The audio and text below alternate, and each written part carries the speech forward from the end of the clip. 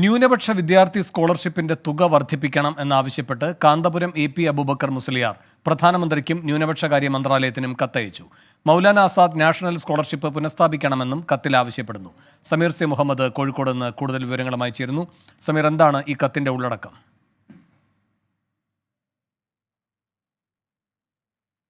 രാജ്യത്തെ ഉന്നത വിദ്യാഭ്യാസ സ്ഥാപനങ്ങളിൽ വലിയ വിഭാഗം നിർധനരായ വിദ്യാർത്ഥികളാണ്. അവർ ആശ്രയിക്കുന്നത് ഇത്തരത്തിലുള്ള സ്കോളർഷിപ്പുകളാണ്. പക്ഷേ ആ സ്കോളർഷിപ്പുകളാണ് കേന്ദ്ര സർക്കാർ വെട്ടിക്കുറച്ചുകൊണ്ടിരിക്കുന്നത്.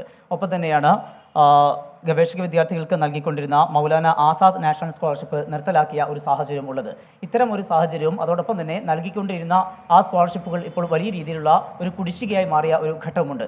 ഇത്തരം സാഹചര്യങ്ങളിലാണ് ഈ വിഷയങ്ങൾക്കൊരു ശാശ്വതമായിട്ടുള്ള പരിഹാരം ഉണ്ടാകണം എന്നാവശ്യപ്പെട്ടുകൊണ്ട് പ്രധാനമന്ത്രി നരേന്ദ്രമോദിക്കും ഒപ്പം തന്നെ ന്യൂനപക്ഷ കാര്യമന്ത്രി സ്മൃതി ഇറാനിക്കും ഇന്ത്യൻ ഗ്രാൻഡ് മുഫ്തി AP അബൂബക്കർ മുസ്ലിയാർ കത്തയച്ചിരിക്കുന്നത്. അതിൽ ഏറ്റവും പ്രധാനപ്പെട്ട കാര്യമുള്ളത് മുസ്ലിം സമുദായം, അതോടൊപ്പം തന്നെ ക്രിസ്ത്യൻ, പാഴ്സി, സിഖ് സമുദായത്തിൽപ്പെട്ട വലിയ രീതിയിൽ സാമ്പത്തികമായി പിന്നോക്കം നിൽക്കുന്ന കുട്ടികളുടെ വലിയ ആശ്രയമാണ് ഇത്തരം സ്കോളർഷിപ്പ്. അതുവഴിയാണ് ഇത്തരം സമുദായത്തിലുള്ളവർക്ക് തന്നെ വലിയ രീതിയിൽ ഉന്നത മേഖലകളിലേക്ക് കടന്നു വരുന്നത്.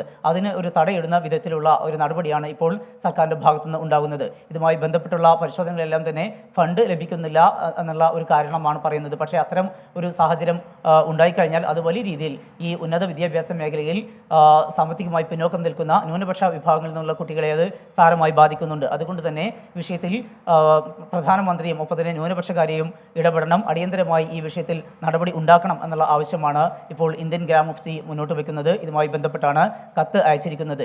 ഇതേ വിഷയം തന്നെ ഉന്നയിച്ചുകൊണ്ട് നേരത്തെ മുസ്ലിം ലീഗിൻ്റെ നേതാക്കളും രംഗത്ത് വന്നിരുന്നു. കേന്ദ്ര സർക്കാർ ഇത്തരത്തിലുള്ള വിവേചനപരമായിട്ടുള്ള നടപടി സ്വീകരിക്കുന്നുണ്ട്. അത് ഒരിക്കലും അംഗീകരിക്കാനാകില്ല.